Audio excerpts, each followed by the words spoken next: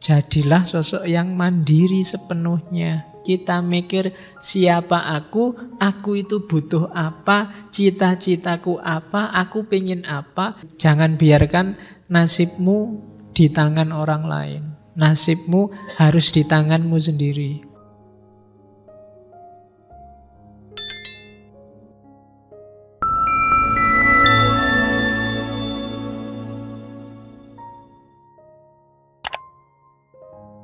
Oke, bismillah. Assalamualaikum warahmatullahi wabarakatuh. Bismillahirrahmanirrahim. Alhamdulillahi rabbil alamin. Wassalatu wassalamu ala asyrafil anbiya'i wal mursalin Sayyidina wa maulana Muhammadin wa ala alihi wa ashabihi ajma'in. Amma ba'du.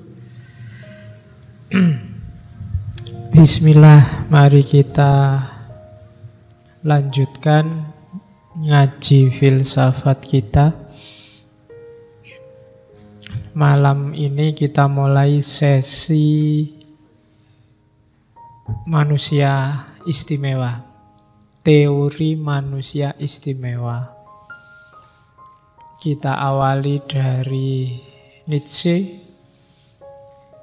Kemudian minggu depan kita ketemu Weber dengan karismanya. Minggu depannya lagi kita ketemu Iqbal dengan insan kamilnya. Minggu depannya lagi kita ketemu Ali Syariati dengan Rausan Fikirnya. Ternyata tadi saya lihat kalender, Rebunya bulan November itu 5. Jadi biar pas sekalian nanti Rebu terakhir bulan November, terpaksa saya masukkan lagi beliau, Ibnu Arabi dengan insan kamilnya. Jadi bulan ini kita ketemu dengan teori-teori manusia yang istimewa. Oke, ya sopo ngerti ada yang bisa kita tiru, ada yang bisa kita wujudkan. Entah 10, 20, 30% sudah lumayan. Paling tidak kan bantu otak kita. Karena otak kita itu harus dilatih terus sisi rasionalnya. Jangan sampai kita setback ke belakang, menjadi semakin primitif. Kan ada teori evolusi otak itu yang bilang bahwa dari hasil penelitian sebenarnya otak kita itu berkembang, berevolusi. Dan diperkirakan dulu sebelum sempurna otak manusia itu awalnya otak primitif. Otak primitif itu hari ini orang menyebutnya otak reptil. Otak reptil itu bangsanya kadal, bangsanya buaya itu. Otaknya masih otak reptil. Mainnya main insting, naluri hidup, naluri bertahan hidup itu otak reptil. Ganas, yang penting kebutuhannya terpenuhi, itu otak reptil.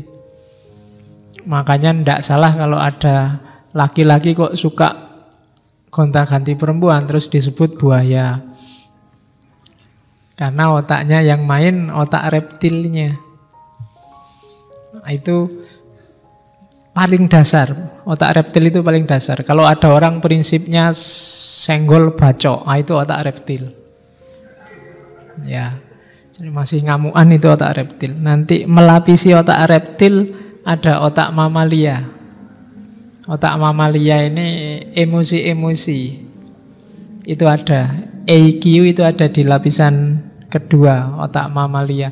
Dan yang paling tebal, ini berarti yang evolusinya sukses, itu nanti ada lapisan paling atas, namanya neokorteks. Dan itulah nanti yang otak mikir ini, lapisannya ada 6, tebalnya sekitar 3 mili. 3 mili aja paling tebal.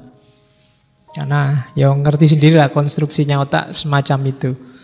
Mungkin maunya Allah otak neokortek ini kan paling tebal terus bungkus semuanya.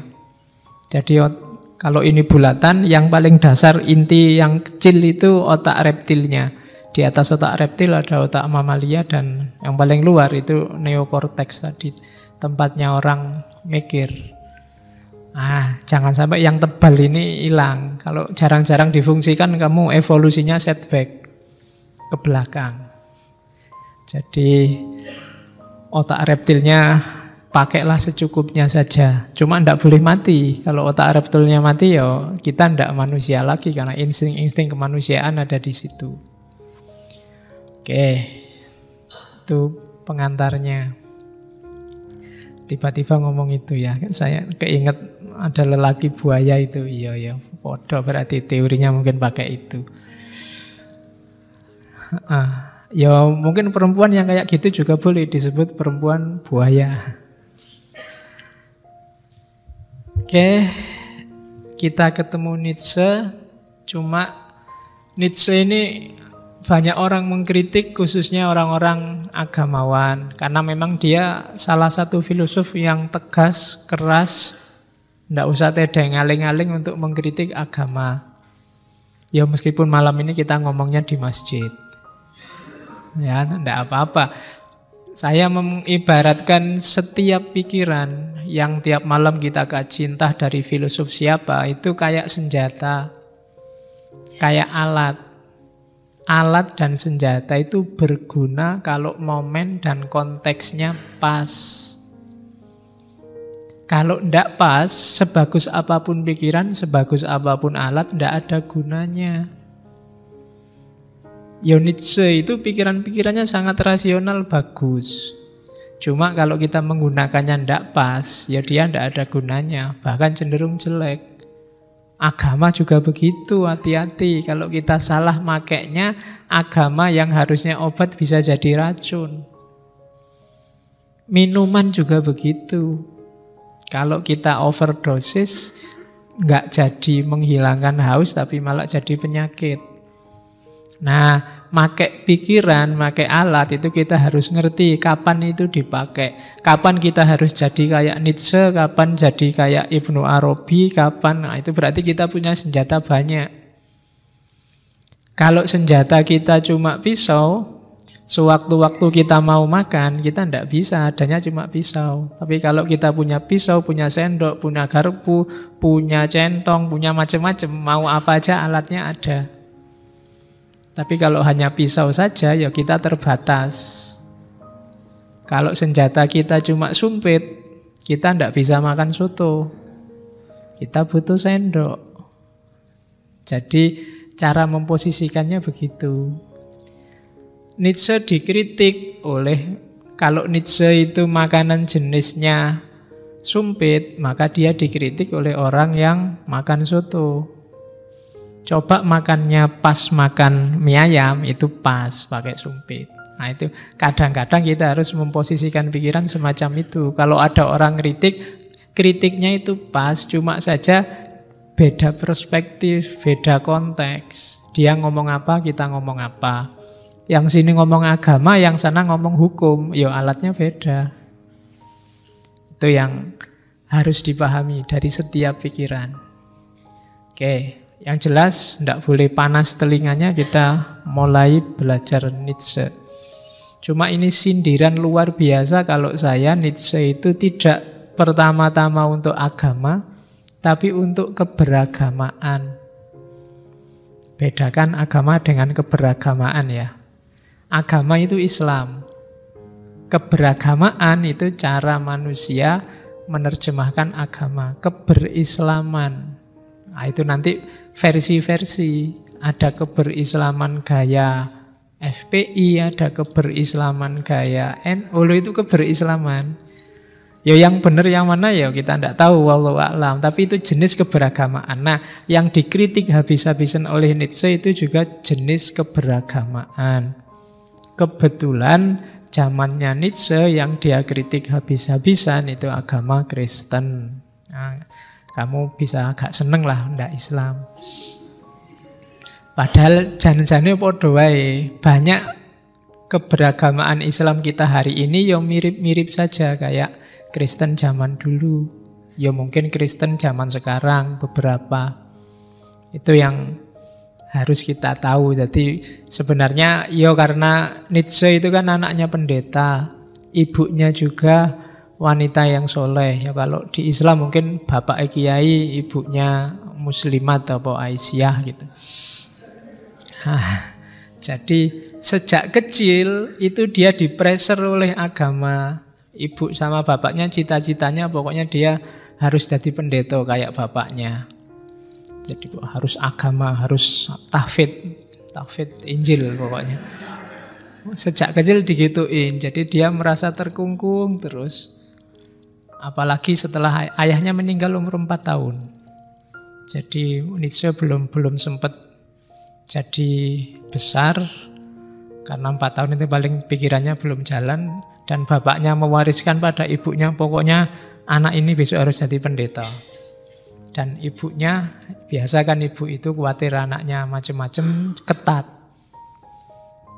Sehingga Nietzsche awalnya dia ingin jadi anak baik, cuma lama-lama merasa tertekan terus memberontak. Itu ceritanya. Tapi karena dia pinter, nanti dia awalnya menjelajah ke banyak universitas, termasuk nanti yang terkenal di Universitas Basel. Di Universitas Basel ini dia diangkat jadi dosen. Meskipun awalnya banyak dikritik. Kenapa dikritik? Karena belum doktor. Belum doktor kok sudah ngajar. Akhirnya sama rektornya di sana, sudahlah kasih aja gelar doktor dulu. Nah, dikasih gelar doktor terus baru dia jadi dokter dan ngajar. Pikiran-pikirannya terkenal. Ya riwayat hidupnya silahkan dibaca sendiri ya. Dulu saya pernah satu sesi ngomong Nietzsche ketika bab eksistensialisme. Beberapa akan diulang sendiri, diulang di sini, tapi nanti kronologinya beda karena titik tekannya hari ini tentang Ubermensch-nya, Superman-nya. Jadi tidak ke titik tekan yang lain. Ada film yang judulnya When Nietzsche Wept. Kalau diterjemah ya ketika Nietzsche nangis. Filmnya bagus, cuma nanti arahnya ke psikoanalisis. Di film itu ada banyak filosof, ada Freud, ada Breuer, ada pacarnya Nietzsche itu Lou Salomo, ada banyak. Silahkan dicari, silahkan di download gratis film itu. Tapi insya Allah belum ada yang ada terjemahannya. Ya, yo syukur-syukur kamu bisa menerjemah nanti dipakai kajian. Kan banyak, sejak kemarin saya ngomong judul-judul film yang ada baunya filsafat. Di film When Nietzsche Meet ini, When Nietzsche Weep ini ceritanya fiksi, cuma memang menggabung-gabungkan beberapa momen dalam hidupnya beberapa tokoh filosof digabung jadi satu, diramu jadi film. Nietzsche akhir hidupnya agak tragis, mungkin stres ya. Yang paling bikin stres Nietzsche nanti setelah dia dewasa adalah patah hati. Ya, dia itu jatuh cinta sama awalnya sih mahasiswinya, muridnya. Cuma dia punya 3 teman. 3 teman ini 2 cowok, 1 cewek. Nah, Nietzsche ini suka sama yang cewek ini, cuma si Lou Salomo ini suka sama cowok yang satunya. Jadi cinta segitiga. Waktu dilamar oleh Nietzsche jawabannya, aku mau nikah sama kamu asal aku dibolehkan nikah juga sama yang satunya. Jadi dua lawan 1. Cuma Nietzsche dimarahi sama saudaranya yang perempuan. Kalau kamu macem-macem kayak gitu tak bilangin ibu loh. Dan Nietzsche nggak berani kalau sama ibunya. Meskipun nanti akhir hayatnya Nietzsche mengalami semacam gangguan jiwa. Kayak Nietzsche ini kayak banyak filosof yang lain. Dia agak pemurung, penyendiri. Khususnya setelah patah hati itu. Cuma penyendiri dan murungnya Nietzsche menghasilkan banyak karya. Ya, beda sama kita ya kalian. Kalau kalian kan penyendiri murung entek ke duit rokok, kopi. Ya, kalau Nietzsche menghasilkan karya besar itu bedanya sama kita ya. Oke, ya dia mengalami gangguan jiwa dan tahun terakhir dia nggak bisa diajak ngobrol lagi sudah. Ibunya meninggal dia nggak ngerti. Nietzsche lahir 1844, meninggalnya pas tahun 1900. Dan dia dianggap sebagai pelopor transisi dari puncak modern menuju postmodern. Kritiknya luar biasa menginspirasi, dia dianggap tokoh eksistensialis paling besar, paling berpengaruh nanti. Kalau di Islam nanti dia banyak mempengaruhi Muhammad Iqbal. Maka nanti ketika kita ngomong Muhammad Iqbal itu kayak ngomong Ubermensch versi Islam. Tapi 2 minggu yang akan datang. Oke, bismillah kita mulai.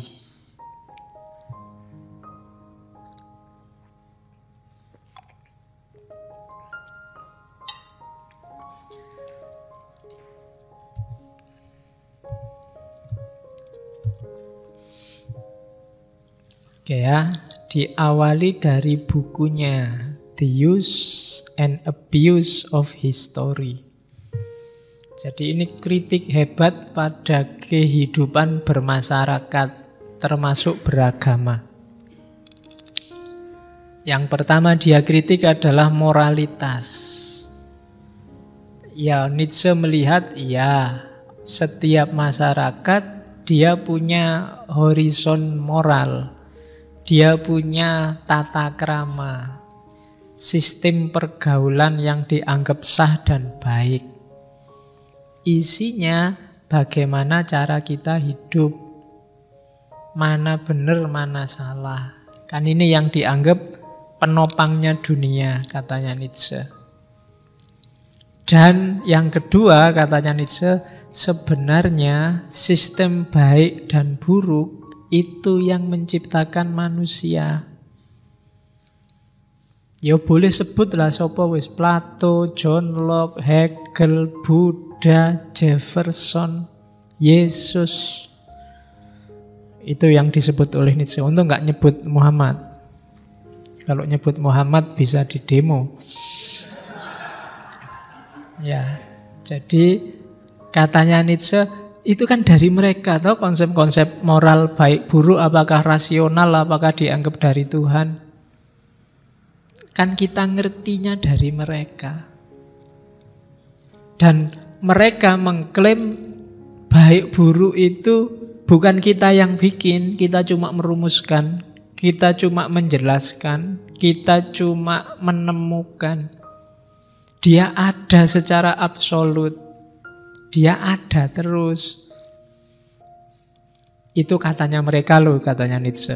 Orang-orang besar itu yang ngomong ke kita, ini baik, ini buruk, itu bilangnya baik buruk itu bukan ciptaannya mereka, tapi itu memang hukum yang abadi, hukum yang absolut. Katanya Nietzsche, masa gitu? Itu janjane ya mereka sendiri yang menciptakan. Wong dari pikirannya mereka sendiri kok. Yang bikin kan mereka. Gitu loh. Terus, dan ini blunder katanya Nietzsche. Kenapa blunder? Ciptaan-ciptaan orang-orang besar ini kemudian juga dianggap absolut. Pada akhirnya malah melemahkan manusia, tidak menguatkan. Jadi peradaban jadi lemah gara-gara orang-orang ini. Nah, itu katanya Nietzsche. Coba dilihat antara lain, katanya Nietzsche. Tengoklah peradaban-peradaban masa lalu. Di peradaban masa lalu itu orang menaklukkan boleh, orang pingin sukses, pingin jadi besar boleh. Bahkan kalau ada orang lemah disingkirkan itu sah-sah saja, salah dewe lemah. Zaman dulu logikanya begitu. Kamu menyebutnya kan hukum rimba. Loh, tapi naturalnya begitu katanya Nietzsche. Yang kuat menang, yang lemah kalah. Kalau nggak pingin kalah, ya jangan lemah. Kan ini hukum yang sangat sederhana. Tapi gara-gara datangnya orang-orang besar itu, hukum ini dibalik-balik. Ya termasuk biang keroknya agama itu katanya Nietzsche. Gara-gara ini terus yang kuat nggak boleh menang-menangan. Dia harus melindungi yang lemah. Jadi dibalik. Lah terus gunanya apa kita kuat? Kuat itu kan ben menang, tapi nggak boleh menang loh ya. Lindungi yang lemah. Nah, kalau gitu ya nggak usah kompetisi katanya Nietzsche. Nggak natural itu. Yang natural itu ya biar aja yang kuat menang. Kalau ada yang lemah kok kalah dan dia marah-marah, ya bilangin aja, makanya jangan lemah. Kuatlah, tangguhlah. Nah, itu maunya Nietzsche. Asumsi besarnya di situ. Ya makanya tadi saya bilang ini senjata ya, makainya harus pas. Kalau ada temenmu kok kelemak-kelemek, lembek, lelet, disuruh ngapa-ngapain gak beres-beres, terus hidupnya sumpek, tinggal kita bilang salahmu dewe. Kalau pingin sukses ya jangan plolet-plolet. Yang cekatan, yang tangguh biar menang. Kalau kamu males kok nilaimu wis salahmu dewe. Ya kan? Nggak usah minta syafaat dosennya, ya salahmu dewe. Oke, terus konsekuensinya apa? Model orang-orang besar yang membalik tatanan itu, ya dalam sejarahnya Nietzsche melihat contohnya Romawi sebelum Kristen dan setelah Kristen. Sebelum Kristen, Romawi kekaisarannya itu luar biasa. Alexander the Great itu menaklukkan 3/4 dunia. Begitu Kristen masuk, sudah, sayangi sesamamu. Dipukul pipi kiri, berikan pipi kanan. Kasihilah musuhmu. Lek rasido perang. Perang mau pukul-pukulan, mau mukul, silakan. Nggak apa-apa. Ini pipi kananku, mau. Ya enggak jadi perang, enggak ada menang-menangan. Peradaban jadi jatuh. Ya kita kan nganggapnya ngalah itu bagus, tapi bagi Nietzsche ngalah itu jelek. Ngalah itu kan kamu bisa menang tapi enggak mau menang, kasihan yang mau dikalahkan. Ini enggak natural. Ketika enggak natural mengacaukan tatanan mesti. Jadi Nietzsche pinginnya mbok jangan saling merendah. Ngomong sesuai levelnya sendiri-sendiri deh. Kalau kamu tinggi ya ngomong di level tinggi. Nah, sementara orang-orang besar tadi nyuruh kita ndak di level kita. Orang-orang besar ya jadilah besar. Sementara orang-orang yang nyuruh dibalik tadi, kalau kita besar jangan membesar-besarkan diri. Rendahkanlah diri kita. Itu kan yang kita sebut bermoral. Katanya Nietzsche justru itu ndak bermoral. Tidak alami. Apalagi yang dari agama, wis kita anggap itu absolut, tidak bisa diotek-otek. Berani nyenggol ini, hukumannya nggak cuma dunia, sampai akhirat besok kita disiksa di neraka. Jadi moralitas agama tidak dipertanyakan lagi, karena dia dianggap dari atas itu, dari Tuhan langsung loh. Padahal katanya Nietzsche, itu yang bawa kan mereka. Yang mikir kan para pembawa agama itu.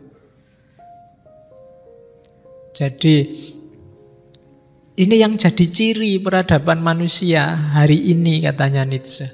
Konsekuensinya apa? Dunia kita defisit. Banyak itu bahasanya Nietzsche, natural leader, calon-calon pemimpin besar.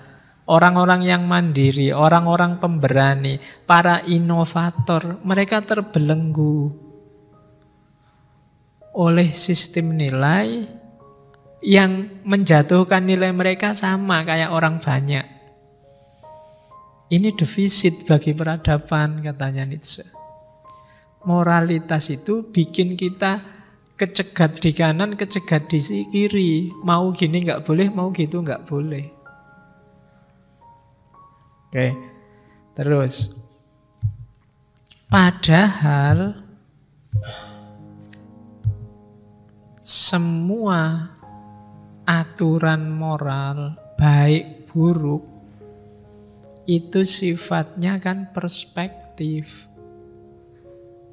Sesuai siapa yang merumuskan. Buktinya sistem nilai, sistem etik itu beda-beda di mana-mana. Di Barat sama di Indonesia sistemnya beda. Ya contohnya level etiket. Ya, etiket itu kan turunannya dari etika. Kalau kamu diajak ngomong sama orang tua di sana, tataplah matanya. Itu sopan. Kamu nggak sambil noleh kiri, noleh kanan, itu dianggap nggak sopan. Kebalikannya di Indonesia. Di Indonesia kalau kamu diajak ngomong sama orang tua, jangan berani-berani natap matanya. Kamu dianggap nggak sopan. Bapakmu ngomong terus kamu gini. Kayak Nusron kemarin loh, itu kan dianggap, iya kan, dia dianggap nggak sopan sama kiai kok pendelak-pendelik. Loh, jangan-jangan dia terlalu lama hidup di Barat. Jadi kalau di Barat harus ditatap matanya. Oh, kalau di Indonesia natap mata itu tidak sopan. Preman aja marah kalau ditatap matanya. Jadi beda perspektif. Di Jawa sama di Sumatera beda tata hidupnya. Jadi nilai, kalau di Barat ada orang pacaran terus masuk ke hotel berdua, no problem. Asal suka sama suka. Tapi di Jawa enggak. Di Indonesia enggak, itu dianggap amoral. Itu bedanya. Jadi perspektif kok. Siapa yang merumuskan, siapa yang bikin. Kalau disuguhi tamu, kalau kamu bertamu terus disuguhi di daerah tertentu, suguhannya harus habis. Minuman ini harus habis. Kalau tidak habis, kamu dianggap melecehkan yang punya rumah. Tapi di daerah yang lain, jangan sampai kamu habiskan minumannya. Kalau kamu habiskan, kamu dianggap apa nek basa Jawane geragas. Tidak sopan. Apalagi belum dipersilahkan sudah diminum. Saya dulu waktu awal-awal di Jogja kelirunya di situ. Ternyata suguhan itu nunggu dipersilahkan dulu.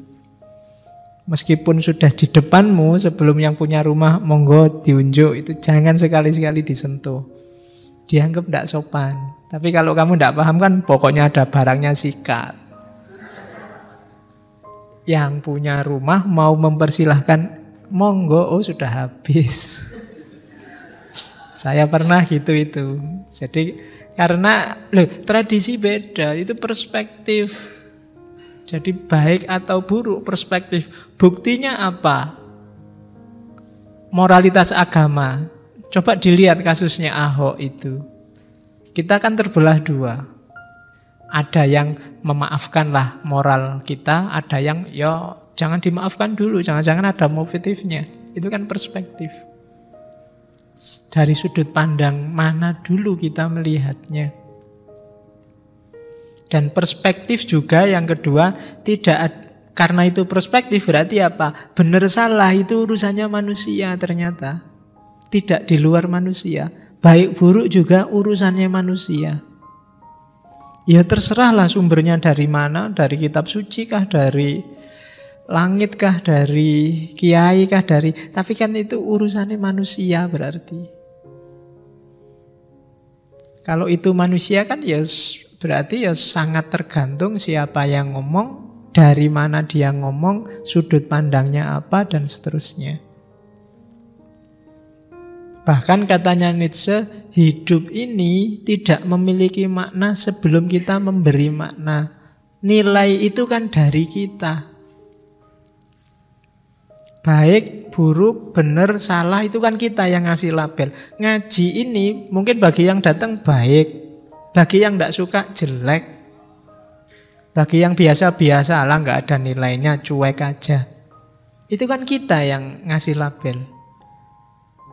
Faktanya mungkin hari ini suhunya sekitar 20-an derajat. Bagi sebagian ini dingin. Bagi yang lain biasa. Bagi yang lain sumuk. Bagi yang sakit ini dingin sekali. Jadi tidak ada, makna itu dari kita kok. Sholat itu indah sekali rasanya, kita yang ngasih. Wong ada yang sholat sumpek kok. Sholat lagi, sholat lagi. Ada kan yang gitu? Baru nongkrong, rokok belum habis, adzan. Kan ada yang jadi beban, ada yang seneng, ada yang macam-macam, ternyata makna dari kita. Berarti baik buruk juga dari kita, indah dan tidak indah dari kita. Benar salah juga konstruksi kita. Katanya itu berarti apa? Segalanya memang perspektif.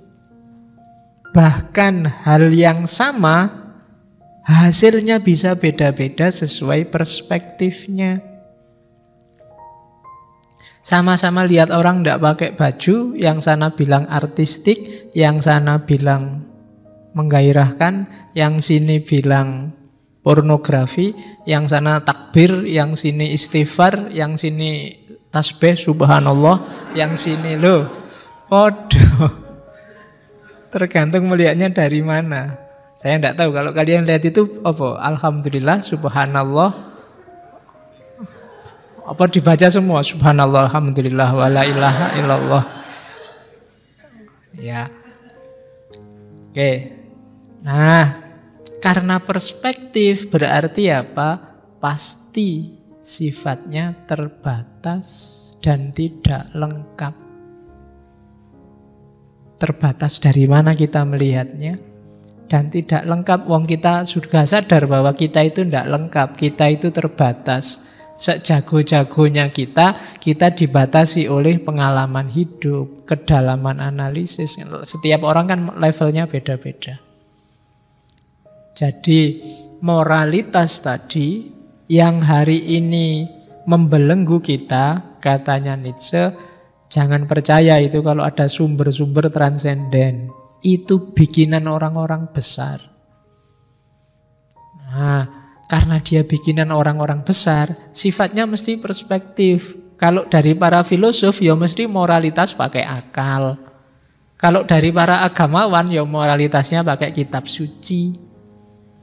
Sesuai batas kemanusiaannya masing-masing. Berarti bikinan mereka. Nah, jadi teori selanjutnya. Ini panjang ya. Saya ngomong Ubermensch, itu nanti Ubermenschnya nggak di depan, di ujung. Jadi kesimpulannya akan melahirkan seorang manusia super. Setelah perjalanan panjang termasuk membunuh Tuhan segala nanti. Dari Nietzsche. Oke. Jadi ini catatan bahwa horizon moral itu perspektif dan ciptaannya manusia. Terus, kalau nggak percaya kalau itu perspektif, coba ujilah. Nanti dalam pikirannya Nietzsche ada istilah genealogi moral. Genealogi itu apa? Menyingkap di balik yang kelihatan. Pasti di situ ada hasrat, ada nafsu, ada kebutuhan, ada ketakutan-ketakutan, ada harapan-harapan. Kalau kita runut ke situ, oh iya ini ternyata ya tergantung manusianya. Siapa dia? Dia punya cita-cita apa? Punya ketakutan apa? Plato misalnya, dia merumuskan moralitas yang sangat rasional. Itu seolah-olah universal. Katanya Nietzsche, enggak, coba kamu kejar. Siapa Plato? Dia punya kekecewaan apa? Dia punya harapan apa? Dia punya trauma-trauma apa? Dia nafsunya apa? Kebutuhannya apa? Itulah nanti yang jadi sumber pikiran-pikirannya Plato. Sistem moral yang diusulkan oleh Plato. Kenapa dia mengusulkan idealisme? Pasti dia pernah bertarung, pernah berinteraksi dengan gagasan-gagasan yang coraknya idealis. Dia begitu mengagungkan gurunya mungkin karena dia trauma gurunya dihukum mati. Dia punya harapan ajaran gurunya lestari. Dia punya ketakutan-ketakutan bahwa sistem politik di Athena akan menghancurkan Athena itu sendiri sehingga nulis republik dan seterusnya. Pasti ketemu. Walah, Nietzsche dewe. Plato sendiri yang merumuskan. Katanya Nietzsche.